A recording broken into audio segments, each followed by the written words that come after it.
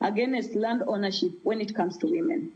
We wawinja ne Winnie Mireri, en bende entiere Kilgoris, mane county manaroko. Winnie inime ontiere kodi odiochieng' maka wuono kaka okil kamaloka. Mar mondo mi ilernwa ni to chik wacho nang'o ahinya kotudore kod ratiro mar mine e weche mag lo. Nikech kinde mang'eny waseneno ka joma mine sandore, winjo ka Fatuma kaachiel kod Mariam wacho kanyo ni society moko wacho ni ng'ama miyo ok onego bed ni miyo lo. Imiye lo nang'o to en kose pong' to dhi kama chielo. Koro lo makama we wadong' godo wan kaka wetene. Chik to wacho nang'o kotudore kod weche mag mine kod lo. Winnie. Mokwongo abiro wacho ni gima nyaka wang'e ni chik maduong' miluongo ni katiba mar Kenya oyiene ng'ata bedo gi lo, kendo oyiene ng'ata nyiewo lo mora mora manyalo nyiewo kendo kumora mora e piny Kenya ka.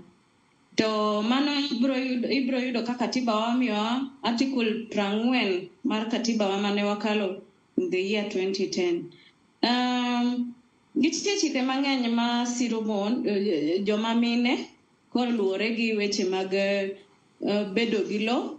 Mokwongo constitution marwa siro weche go yo mang'eny. King'iyo article 27 mar constitution omiyowa ratiro mar ni wabed ni ikawa kamarom e yo mora mora, obed yo mar nyiewo lo, obed yo mar timo gimora mora. Koro onge gima geng'owa timo bedo gi lo mopogore gi kaka joma chuo nyalo bedo gi lo.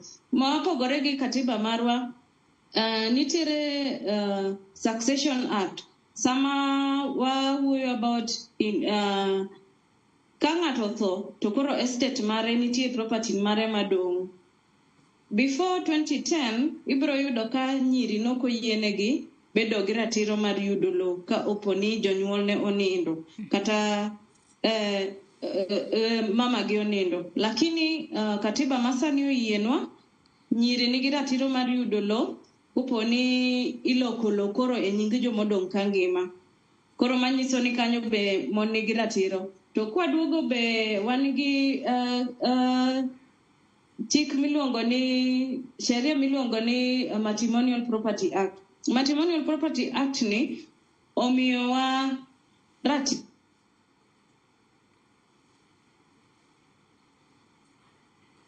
Nyakwar Muge jong wagoyo mos ahinya kanyo kaluwore kod ng'ikruok e yor tudruok kod Winnie Mireri ka entiere Kilgoris. Kata kamano waseyude kendo we odhi mbele.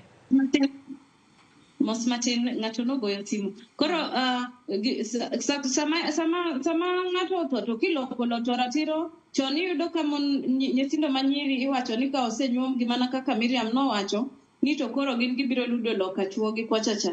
Lakini chik mar 2010 constitution kaka nwakalo to noyienwa mondo bed ni imiyowa lo koponi janyuol ni otho. Matrimonial Property Act miyowa ratiro kaka mon. Ka in gi dichuo to dichuo nigi lo to in gi sei e lobni.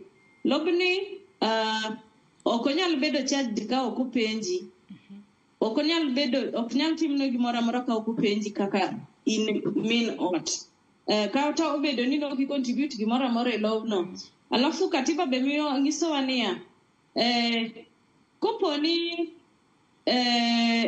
in bora ni in min od ng'ato kata nyingi onge title deed. To ka penji kata ka ng'adi matin Winnie, nikech tinde wang'eyo ni iwacho kanyo ni ka in min od ng'ato kata nyingi onge title deed, ka entiere kod lo moro kumoro kodwa use kata kodwa chiwo ne ng'ama chielo nyaka okaw pachi. Magi nyaka okaw pachi kata nyaka openji mondi mar mondo mi uneyo makare kaka unyalo timo gi lo makamano. To entiere kod cases moko ma ponono usebedo kudak tu onge oboke. Mano manyiso ni usebedo kudak kaka ng'ama miyo kaachiel kod ng'ama dichuo. Mano miluongo kanyo kod dho ngere ni marriage certificate. Ka ponono ni mano onge titimo nang'o? Mano problem wan gi marriage act mano bedo past to koro o limit wa matin wan mon koponi idak gi dichuo tionge oboke manyiso ni un dichuo kod dhako. Mano koro nyiso ni kaponi gimoro timore to ionge haki. Koro emomiyo every other time we encourage mon ni koponi une kend to nego bed ni udhi manyo oboke. To ka uonge oboke to manyiso ni ok inyal bedo kata idhi e court midonjo ni ng'ani no uso lo ka ok owachona to onge kaka court nyalo konyi nikech ok iproduce oboke manyiso ni un dichuo kod dhako. Koro mano wan wawacho ni mago some of the loopholes kata yo mineno ka sheria mimiyowa gi limit wa kaka mon. Ilero kanyo makare ahinya. Fatuma kaduoki e twak. Iwinjo wach akeni wachak mana kod wachni mar matrimonial